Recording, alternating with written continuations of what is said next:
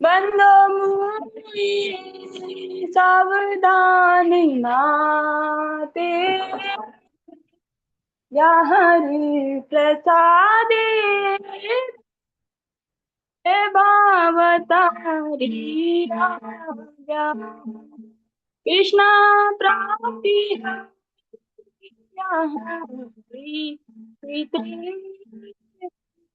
गुरुमुख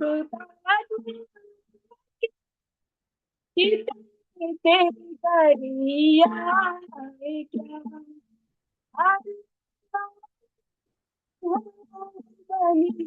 आशा गुरु चरण से गति ये प्रसाद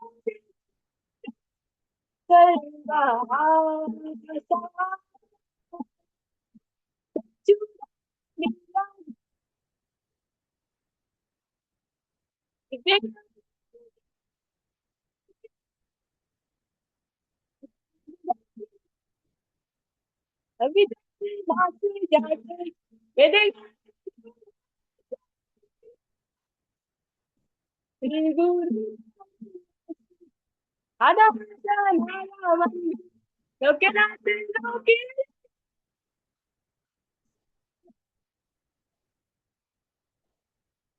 देव पद छाया एवं आवाज आप लोगों को साफ आ रही है? नहीं, हम लोगों को भी नहीं आ रही आवाज। पूनम माता जी, आवाज साफ नहीं आ रही।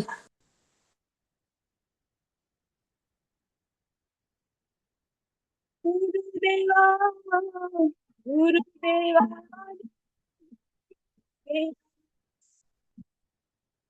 हरे कृष्णा। आवाज नहीं आ रही? अब आ रही है माता जी, अब आ रही है।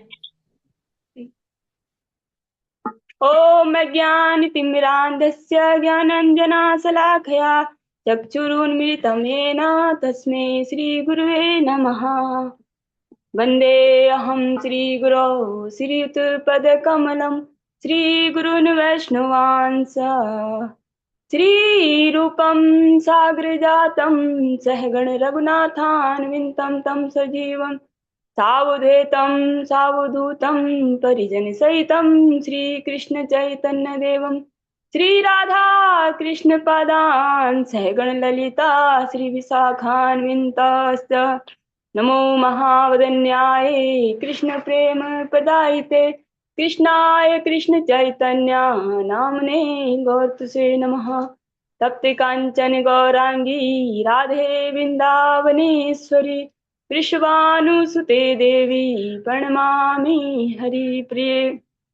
हे कृष्ण करुणा सिंधु दीनबंधु जगतपते गोपेश गोपिका कांत राधा कांत नमस्तुते।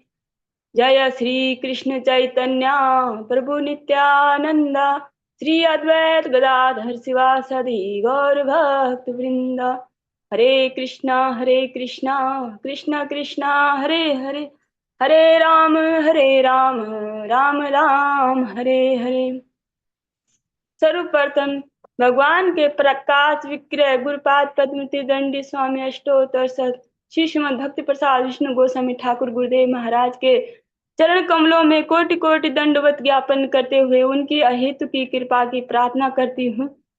वह हम पे कृपा वर्षण करे ताकि निज कर्ताभिमान भाव को त्याग कर केवल उनकी वाणी के वाहक के रूप में मेरा परिचय हो। तत्पश्चात श्रीमद भक्ति दयाल माधव गोसाई महाराज व परमेष्ठ गुरुदेव श्री श्रीमद रूपानुगर भक्ति सिद्धांत सरस्वती ठाकुर प्रभुपाद और समस्त गुरु परंपरा जय युक्त हो। श्रीमान नित्यानंद प्रभु जय युक्त हो। युगावतार श्री चैतन्य महाप्रभु गौर हरि जय युक्त हो। वृंदावन बिहारी राधा गोपीनाथ भगवान जय युक्त हो। भगवान के समस्त अवतार भगवान के समस्त धाम जय युक्त हो। हम पे कृपा वर्षण करे ताकि हमारी हरि नाम में और हरि गुरु वैष्णव सेवा में रतिमति हो सके। मैं अपने शिक्षा गुरुओं के चरणों में भी कोटि कोटि दंडवत ज्ञापन करती हूँ। वो भी हम पे कृपा करें, ताकि हमारी गुरुदेव और वैष्णवों के सानिध्य में हमारा आध्यात्मिक जीवन आगे बढ़ सके। हरे कृष्णा। ओम नमो भगवते वासुदेवाय। ओम नमो भगवते वासुदेवाय। ओम नमो भगवते वासुदेवाय। आज हम श्रवण करेंगे श्रीमद् भागवतम जी का महात्म्य का चतुर्थ अध्याय।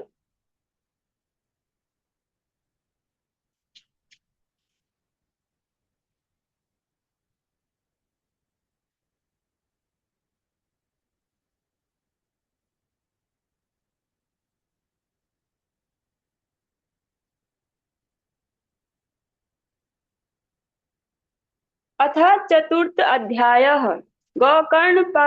गोकर्णोपाख्यान प्रारंभ। सूत उवाच।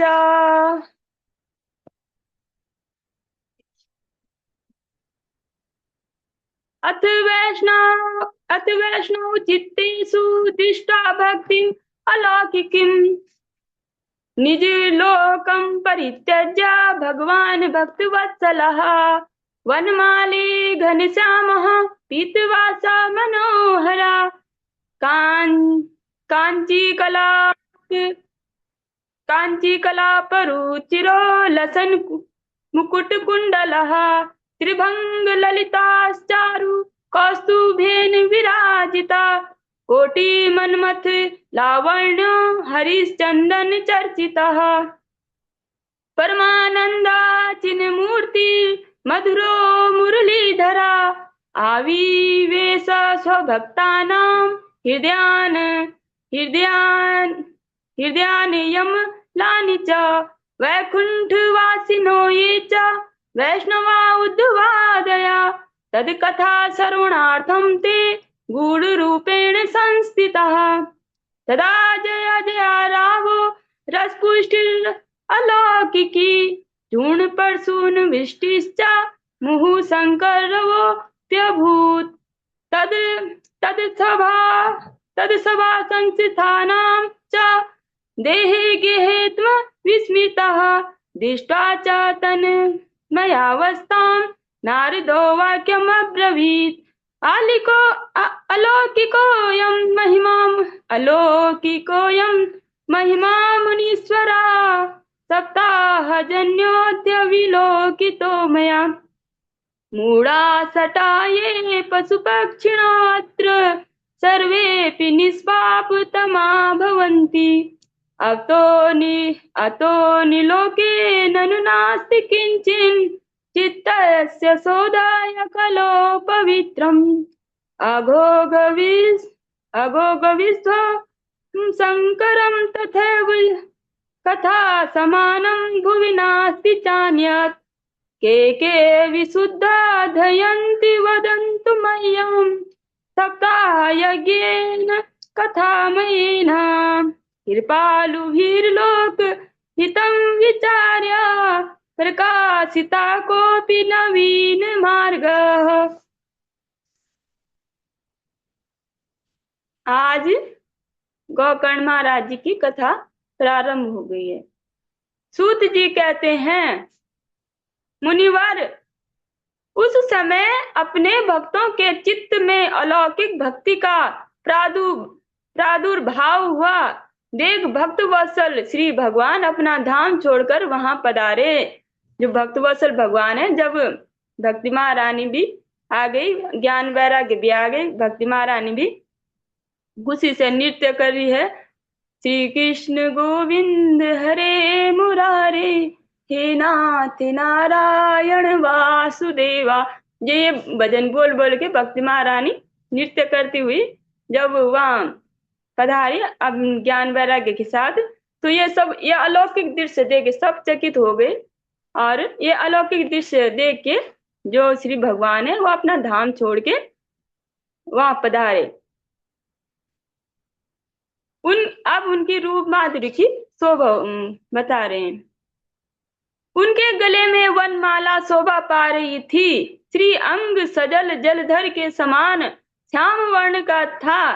उस पर मनोहर पीतांबर सुशोभित था। कटि प्रदेश करधनी की लड़ियों से सुसज्जित था। सिर पर मुकुट की लटक और कानों में कुंडलों की झलक देखते ही बनती थी। वे त्रिभंग ललित भाव से खड़े हुए थे। चित्त को चुरा लेते वक्त स्थल पर कौस्तुभ मणि दमक रही थी। सारा अंग श्री हरिचंदन से चर्चित था। उस रूप की शोभा क्या कहें। उसने तो मानो करोड़ों कामदेव की रूप माधुरी छीन ली थी।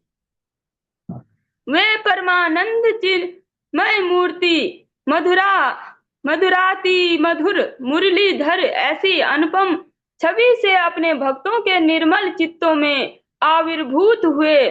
भगवान के नित्य लोक निवासी लीला परिकर उद्धवादि आदि वहां गुप्त रूप से उस कथा को सुनने के लिए आए हुए थे।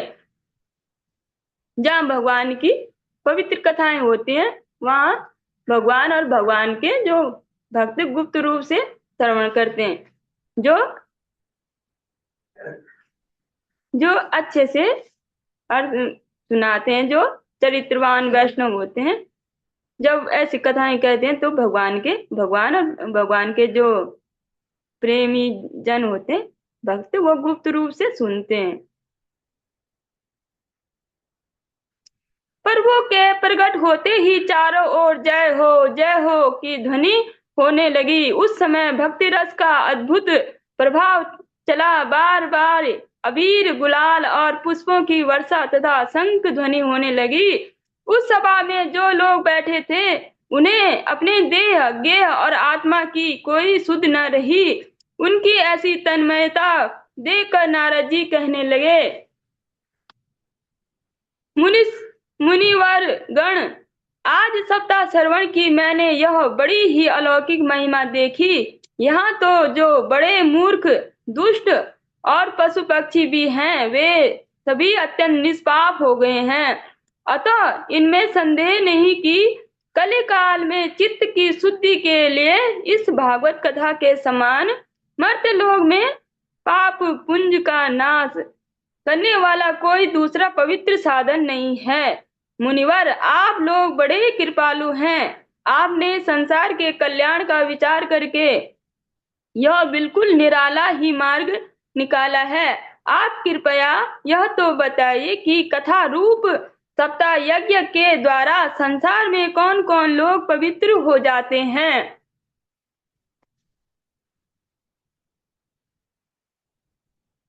कुमारा उचुहु, ये मानवा पाप कृतस्तु सर्वदा सदा दुराचारता विमार्गः क्रोधाग्निदग्धा कुटिलास्व कामिना सप्ताह यज्ञेन कलो पुनन्ति ते सत्येन हीना पितृमात्र दुष्कास तृष्णा कुलाश्च धर्म चा आश्रम धर्म वर्जितः ये दम्बिका मात्सरीणोऽपि हिंसिका सप्ताह यज्ञेन कलो पुनन्ति ते पंचोग्र पापाश्च छला छद्माकारिणा क्रूरा पिशाचा इव निर्दयाये ब्रह्मासु व पुष्टाव्य व्यविचारकारिणीः सप्ताह यज्ञेन कलो पुनन्ति ते कायेन वाचा मनसापि पातकम् नित्यं प्रकुर्वन्ति सटाः ठेनये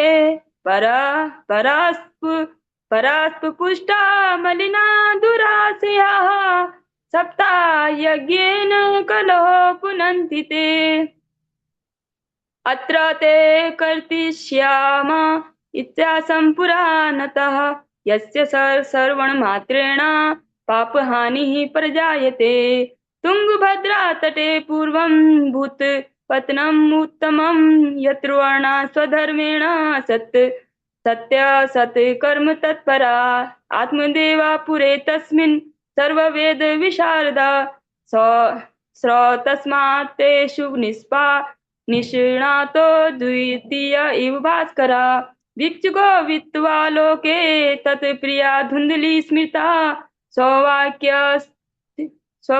स्थापिका नित्यं सुन्दरी सुकोलोद्भवा लोकवार्ता रता क्रूरा प्रायसो बहुज तिकः सूरा च ग्रह कृतेषु कृपणा कलहा प्रिया। सनकादिक जो मुनि है वहां जो कथा कर रहे हैं वो बोलते हैं, जो लोग सदा तरह तरह के पाप किया करते हैं, निरंतर दुराचार में ही तत्पर रहते हैं और उल्टे मार्गों में से चलते हैं, तथा जो क्रोधाग्नि से जलते रहने वाले कुटिल और कामपरायण हैं, वे सभी इस कलयुग में सप्ताह यज्ञ से पवित्र हो जाते हैं। जो सत्य से च्युत, माता पिता की निंदा करने वाले, तृष्णा के मारे व्याकुल, आश्रम धर्म से रहित, दम्भी, दूसरों को उन्नति देकर उड़ने वाले और दूसरों को दुख देने वाले हैं, वे भी कलयुग सप्ताह यज्ञ में पवित्र हो जाते हैं।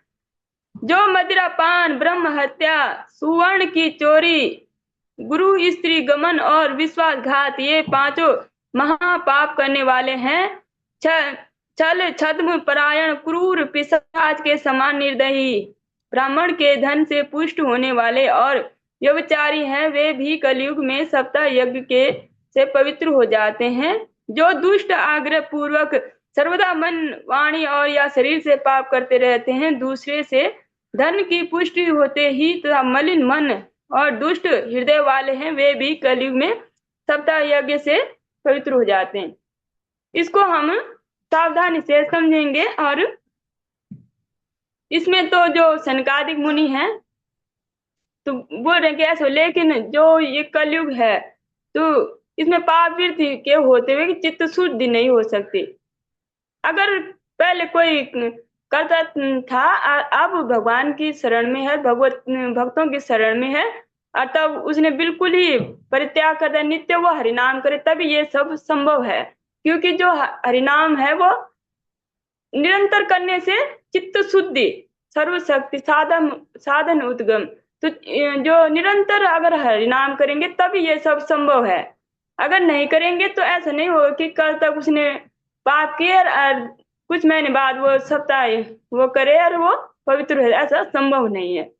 तो कलयुग में यही है कि कलयुग में निरंतर भगवान के नामों का उच्चारण निरंतर करना पड़ेगा, तभी इन पापों से मुक्ति पा जाएंगे। नहीं तो फिर वो करेंगे, फिर से पाप में, फिर से सप्ताह यज्ञ करेंगे, फिर से वही अपना कार्यक्रम जो पहले था वैसे ही। तो ये संभव नहीं है कि भगवान के धाम वो जा सके।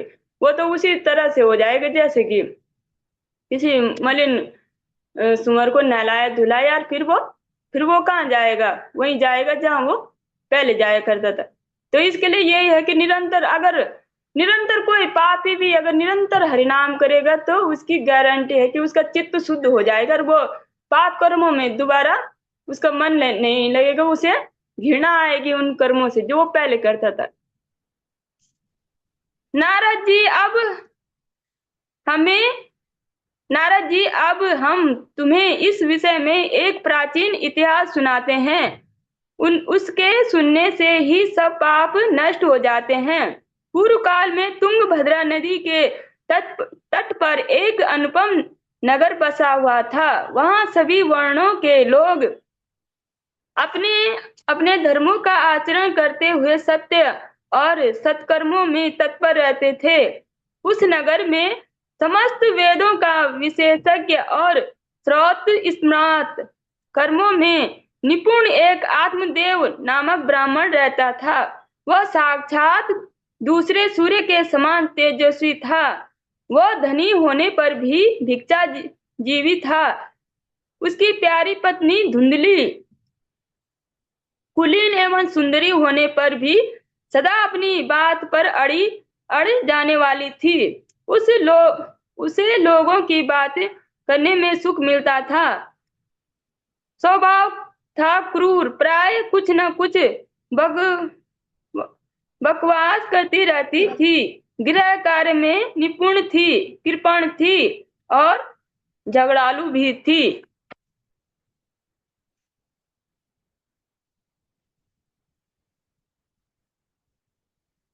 एवं निवसतो प्रेम्णा दम्पत्यो रमणानयो अर्थाः कामस्तयोरासन् सुखाय गृहादिकम् पश्चाद्धर्मा पश्चाद्धर्मा समारब्धास्ताभ्यां सन्तानहेतवे गो गोभूहिरण्यवासांसि दीनेभ्यो यच्छत् सदा धनार्धं धर्ममार्गेण ताभ्यां नीतिं तथापि च न पुत्रो नापि वा पुत्री ततस्य चिन्तातुरावृशम्। एकदा स द्विजो दुःखात् गृहं त्यक्त्वा वनं गता। मध्याह्ने तृषितो जातस्तडागं समुपेयिवान् पीत्वा जलं निसर्णस्तु प्रजा दुःखेन कर्षितः। मुहूर्तादपि तत्रैव सन्न्यासी किश्चिदागतः। दृष्ट्वा पीतजलं त्वं तु विप्रो यातस्तदन्तिकं नत्वा च पादयोस्तस्य निःश्वासन् संस्थिता पुरः। इस प्रकार ब्राह्मण दंपति प्रेम से अपने घर में रहते और विहार करते थे। उनके पास अर्थ और भोग विलास की सामग्री बहुत थी। घर द्वार भी सुंदर थे, परंतु उससे उन्हें कोई सुख नहीं था। जब अवस्था बहुत ढल गई, तब उन्होंने संतान के लिए तरह तरह के पुण्य कर्म आरंभ किए और वे दीन दुखियों को गौ, पृथ्वी, सुवर्ण और वस्त्रादि दान करते थे। दान भी खूब करते थे और जो भी होते हैं सब किए उन्होंने यत्न। इस प्रकार धर्म मार्ग में उन्होंने अपना आधा धन समाप्त कर दिया, तो भी उन्हें पुत्र या पुत्री किसी का भी सुख देने को न मिला। इसलिए अब वह ब्राह्मण बहुत ही चिंतातुर रहने लगा। एक दिन वह ब्राह्मण देवता बहुत दुखी होकर घर से निकलकर वन को चल दिया। दोपहर के समय उसे प्यास लगी, इसलिए वह एक तालाब पर आया। संतान के अभाव के दुख ने उसके शरीर को बहुत सुखा दिया था, इसलिए थक जाने के कारण जल पीकर वह वहीं बैठ गया। 2 घड़ी बीतने पर वहां एक सन्यासी महात्मा आए। जब ब्राह्मण देवता ने देखा कि वे जल पी चुके हैं, तब वह उनके पास गया और चरणों में नमस्कार करने के बाद सामने खड़े होकर लंबी लंबी सांसें लेने लगा। यतुरुवाचः कथं रोदसी विप्रं त्वं का ते चिन्तावलीयसि वद त्वं सत्वरं मह्यं स्वस्य दुःखस्य कारणम्। अब जब वो ऐसे दुखी होकर उन सन्यासियों के पास गए और लंबी लंबी सांसें लेने लगे, तो सब सन्यासी बोलते हैं जो वहां आ रखे थे कि आपको क्या दुख है, आप इतने दुखी क्यों हो। ब्राह्मणा उवाच किं ब्रवीमि ऋषे दुःखं उरुपापेन संचितं मदीया पूर्वजास्तोयं कवोषणम् उपभुञ्जते मदत्तं नव गृह्णन्ति पीत्वा देवान् द्विजातया प्रजा दुःखेन शून्योऽहं प्राणस्तक्तुमिह गतः। धिक् धिक् जीवितं प्रजाहीनं धिक् गृहं च प्रजा विना धिक् धनं च न पत्यस्य धिक् कुलं संततिं विना। अब ब्राह्मण देवता जो ब्राह्मण थे अपना दुख उन सन्यासियों से बोल रहे हैं। महाराज मैं अपने पूर्वज महाराज मैं अपने पूर्व जन्म के पापों से संचित दुख का वर्णन करूं। अब मेरे पितर मेरे द्वारा दी हुई जलांजलि के जल को अपनी चिंता जनित सांस से कुछ गर्म करते हैं। देवता और ब्राह्मण मेरा दिया हुआ प्रसन्न मन से स्वीकार नहीं करते हैं। संतान के लिए मैं इतना दुखी हो गया हूं कि मुझे सब सूना ही सूना दिखाई देता है। मैं प्राण त्यागने के लिए यहाँ आया हूँ। संतानहीन जीवन को धिक्कार है, संतानहीन गृह को धिक्कार है, संतानहीन धन को धिक्कार है और संतानहीन कुल को धिक्कार है।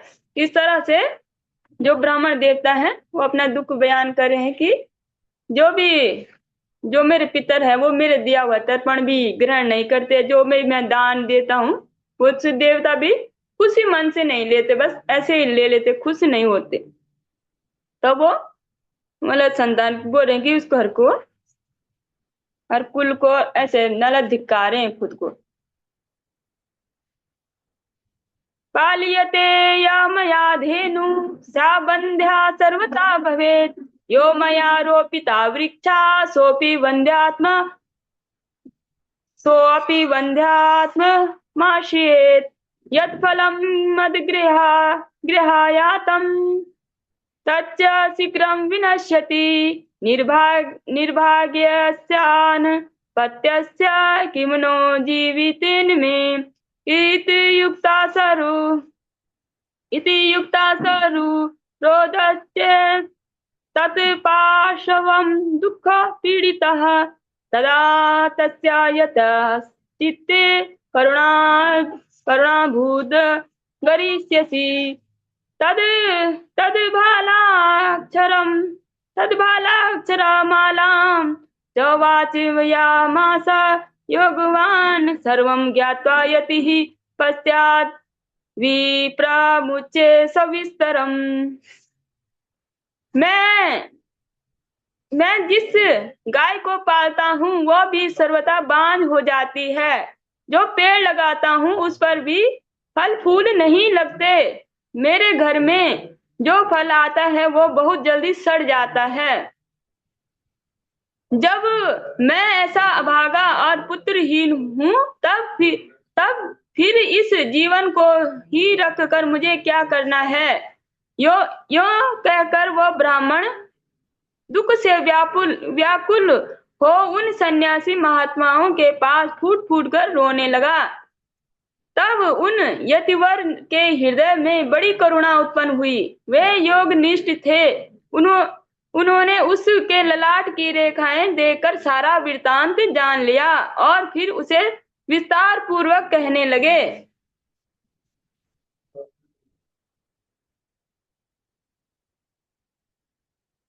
जो सन्यासी थे जब उन्होंने इस तरह से किया तो उन्होंने अपने योग बल से जो पूरा उनका जो भी था भाग्य में वो सब देख दिया। यतुरुवाचा मुञ्चा ज्ञानं प्रजारूपं वलिष्ठा कर्मणो गति। विवेकं तु समासाध्य त्यज्य संसारवासनाम्। शृणु विप्र मया तेऽद्य प्रारब्धं तु विलोकितं। सप्तजन्मावधीतवा पुत्रो नैव च संतते सगरो दुःखं वापांग पुरा तथा रे मुंचाद कुटुम वासाम संन्यासे सर्वदा सुखम। और जो वैष्णव होते हैं संन्यास तो वो सही ही राह दिखाते हैं जीव को वो जिससे उसका कल्याण हो पहले वो सही राह देंगे। लेकिन हम लोग मानते नहीं तो फिर से उसी जो जिनसे वो हमें बचाना चाहते हैं, हम उसी गड्ढे में पड़ जाते हैं। सन्यासी ने कहा, ब्राह्मण देवता, इस प्रजा प्राप्ति का मोह त्याग दो। कर्म की गति प्रबल है। विवेक का आश्रय लेकर संसार की वासना छोड़ दो। विप्रवर सुनो, मैंने इस समय तुम्हारा प्रारब्ध देखकर निश्चय किया है कि 7 जन्म तक तुम्हारी कोई संतान किसी प्रकार की नहीं हो सकती। पूर्व काल में राजा सगर एवं अंग को संतान के कारण दुख भोगना पड़ा था। ब्राह्मण, अब तुम कुटुंब की आशा छोड़ दो। संन्यास में ही सब प्रकार का सुख है।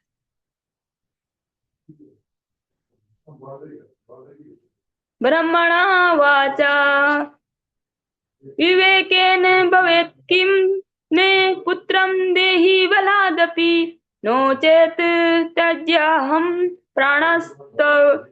प्राणस्त्वगृहे शोकमूर्छितः। पुत्रादि सुखहीनोऽयं संन्यास सुख एव हि गृहस्थः सरसो लोके पुत्रपौत्र समन्वितः। इति विप्राग्रहं दृष्ट्वा प्राब्रवीतस्तपोधना। चित्रकेतुर्गतः कष्टं विधिलेखा विमार्जनात्। न यस्यासि सुखं पुत्रात् यथा देव हतोऽयम् अतो हठेन युक्तोऽसि यर्थिनं किं वदाम्यहम्। ब्राह्मण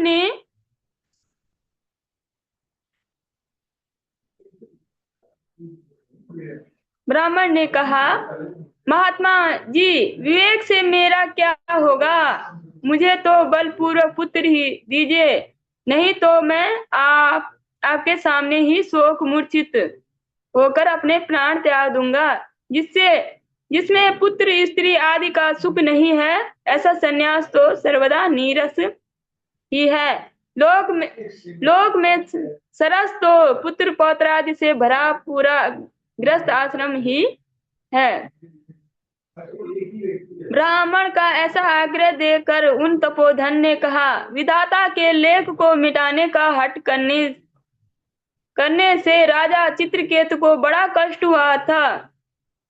उठाना पड़ा था। इसलिए देव जिसके उद्योग से कुचल देता है, उस पुरुष के सामने तुम्हें भी पुत्र से सुख नहीं मिल सकता।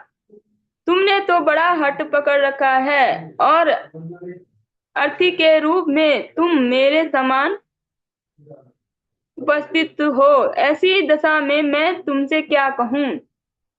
अब जो ब्राह्मण है उनसे हट करने लगा। जो वैष्णव होते हैं वो तो दयालु होते हैं, वो जानते हैं कि इसको आगे कष्ट होगा, समझा भी रहे हैं, लेकिन जो आत्मदेव ब्राह्मण है वो मान नहीं रहे हैं।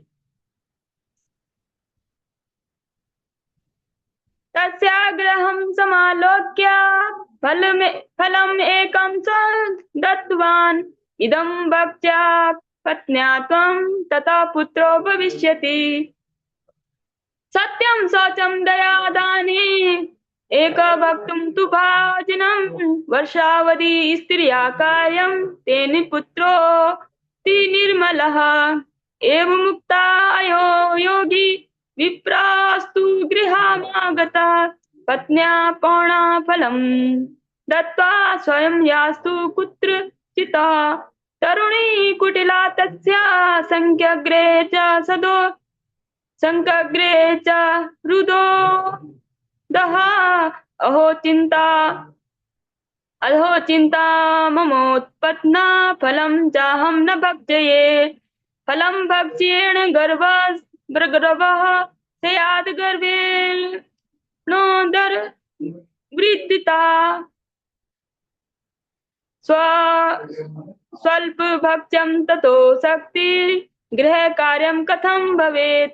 दैवाद् घाटी व्रजेद् ग्रामे पलायेद् गर्भिणी कथं सुखवान् निवसेद्। गर्भस गर्भसतं कुक्षे कथमुत सृजेत तिर्यक्य चेदागतो गर्भास्तदा मे मरणं भवेत् परसुतो दारुणं दुःखं सुकुमारीं कथं सहे मन्दायं मयि सर्वं नन्नादासन् हरे तदा सत्यशौचादि नियमो दुराराध्यासदृश्येत लालेने पालने दुःखं प्रसूतायाश्च वर्धते बन्द्या वा विधवा नारी सुखिनो चेति मे मिति एवं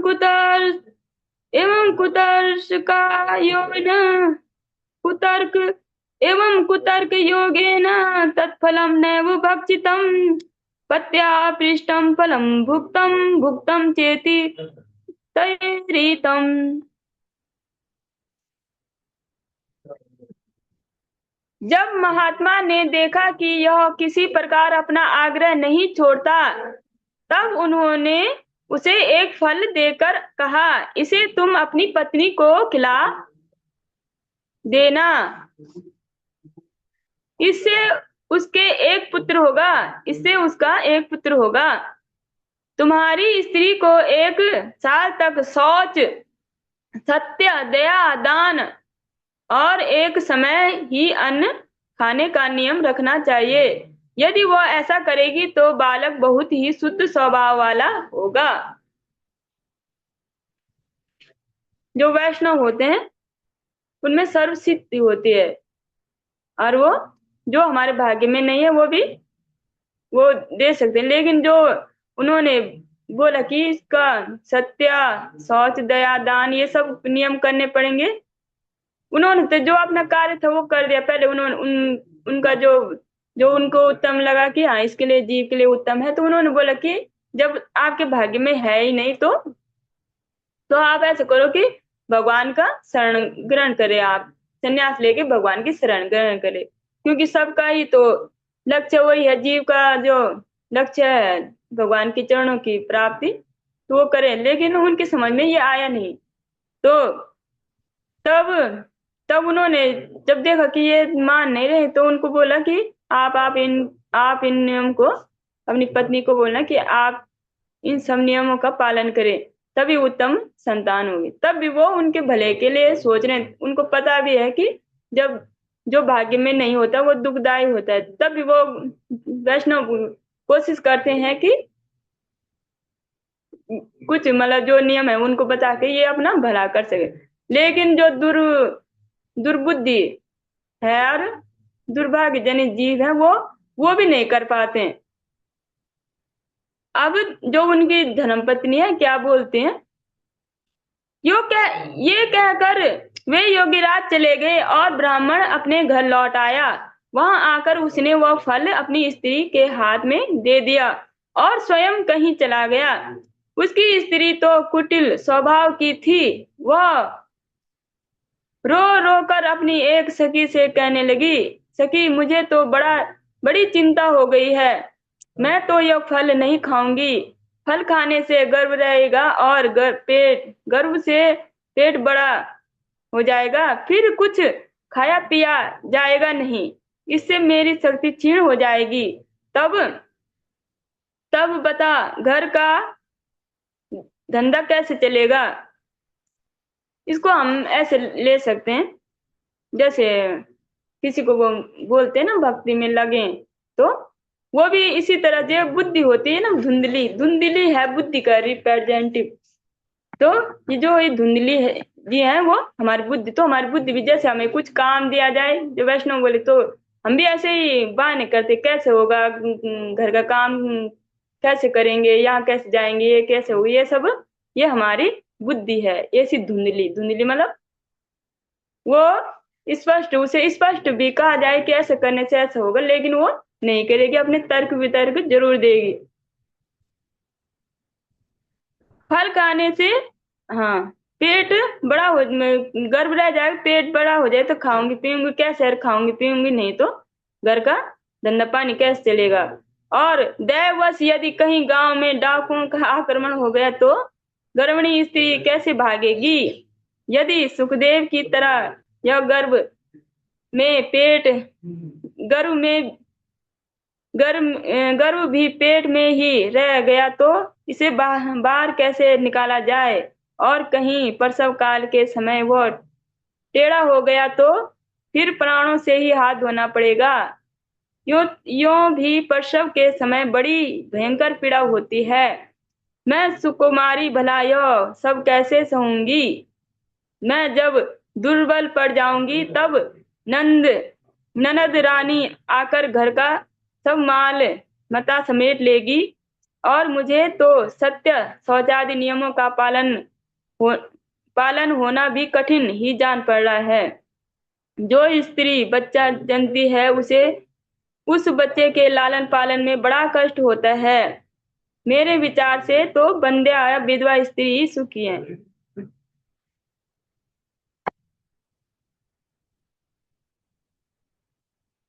मन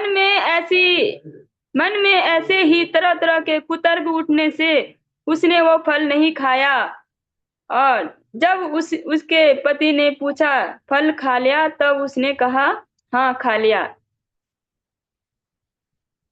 ये जो हमारी बुद्धि है ये हमें ऐसे ही कुतर्क दे के जो सन्मार्ग बताया है वैष्णवों ने, सरल भी है और अच्छा भी है। इसमें कोई वो कठिन नहीं। तो बोले कि एकादश व्रत करो, नाम जप करो और जो भी आप मतलब भोग पाते हो तो पहले भगवान को उसे अर्पण करो।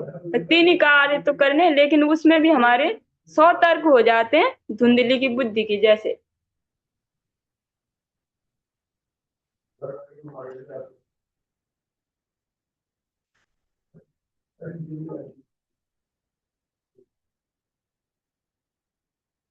एकिदा भगिनी तस्यात् तद्गृहं स्वेच्छागता स्वेच्छागता तद्गृहे कथितं सर्वं चिन्तेयं महती मे दुर्बला तेन दुःखेन यनुजे करवाणि किं सा साब्रवीन मम गर्भोऽस्ति तं दास्यामि प्रसूतितः तावत्कालं स गर्भेव गुप्ता तिष्ठ गृहे सुखं वित्तं त्वं मत पतेर्यच्चा स ते दास्यति बालकम्।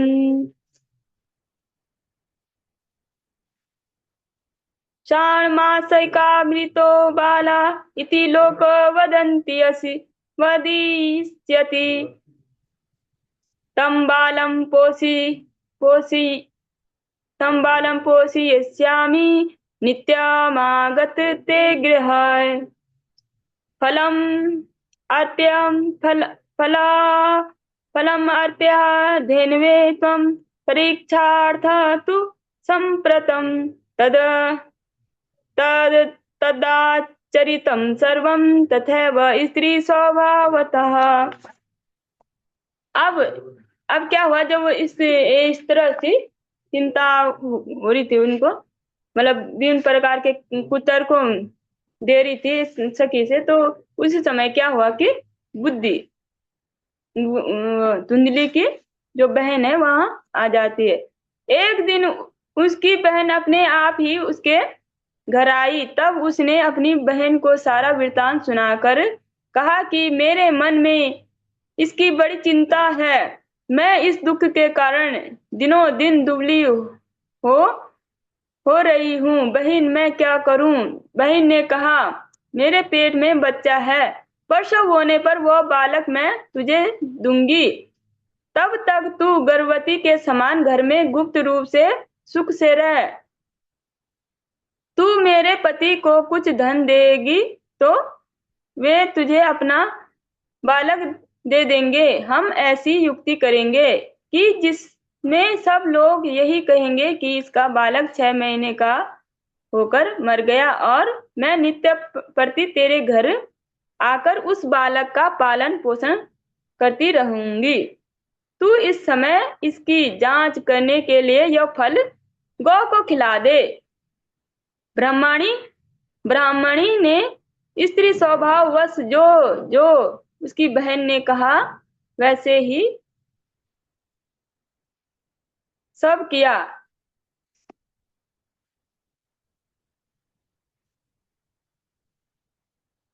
अब जो उसकी बहन आई तो उसने बोला कि ये जो मैं भी गर्भवती हूँ, मैं तब आपको ये बच्चा दे दूंगी और मैं बोलूंगी जो मेरे 6 महीने का गर्भ था वो मेरा जो गर्भ में ही मेरा बच्चा मर गया और मैं तेरे ही घर में रहूंगी और इस तरह से वो जो बच्चा होगा मैं तुझे दे दूंगी।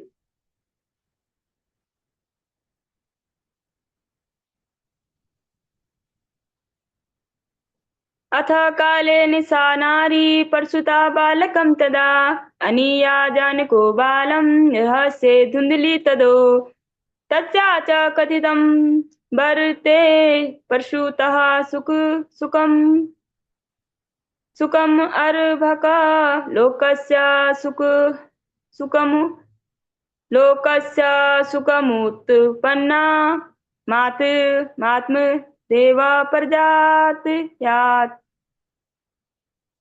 ददो दानं द्विजातिभ्यो जातकर्म विधाय च गीतवादितृघोष भूत् तद्द्वारे मङ्गलं बहु वर भर्तुर्गे ब्रवीद् वाक्यं स्तन्यं नास्ति कुचे मम अन्यस्तनेय निर्दुग्धा कथं पुष्णामि बालकम् मता स्वासुश्च परशुता मृतो बालस्तु वर्तते तमा कार्यागृहे रक्षा साते भर्म पोष्यति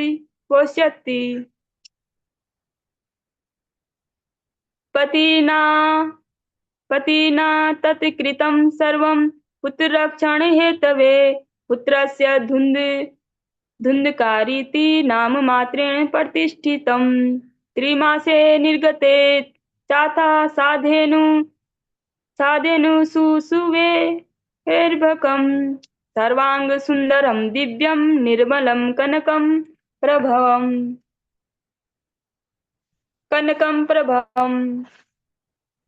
इसके पश्चात समय अनुसार जब उस स्त्री के पुत्र हुआ तब उसके पिता ने चुपचाप लाकर उसे धुंधली को दे दिया और उसने आत्मदेव को सूचना दे दी कि मेरे सुखपूर्वक बालक हो गया है। इस प्रकार आत्मदेव के पुत्र हुआ। सुनकर सब लोग बड़ा आनंद हुआ। ब्राह्मण ने उनका जात कर्म संस्कार करके ब्राह्मणों को दान दिया और उसके द्वार पर गाना बजाना तथा अनेक प्रकार के मांगलिक कृत्य होने लगे। धुंधली ने अपने पति से कहा, मेरे स्तनों में दूध नहीं है, फिर गौ आदि किसी अन्य जीव के दूध से मैं इस बालक का किस प्रकार पालन करूंगी।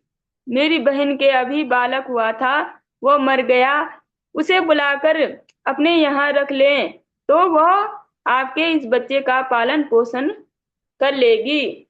तब पुत्र की रक्षा के लिए आत्मदेव ने वैसा ही किया। तब माता धुंधली ने उस बालक का नाम धुंधकारी रखा। इसके बाद 3 महीने बीतने पर उस गौ के भी एक मनुष्याकार बच्चा हुआ। वह सर्वांग सुंदर, दिव्य, निर्मल तथा सुवर्ण की सी कांति वाला था।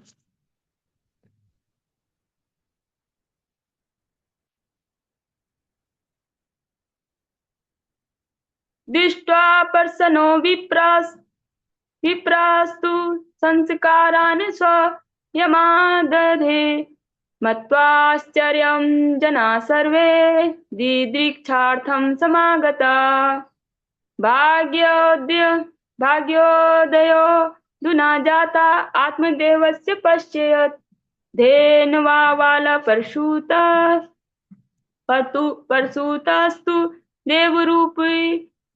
देवरूपीति कौतुकम् न ज्ञातं तद्रहस्यं तु केनापि विधियोगता गोकर्ण तु सुतं दृष्ट्वा गोकर्ण नाम चाकरोत्।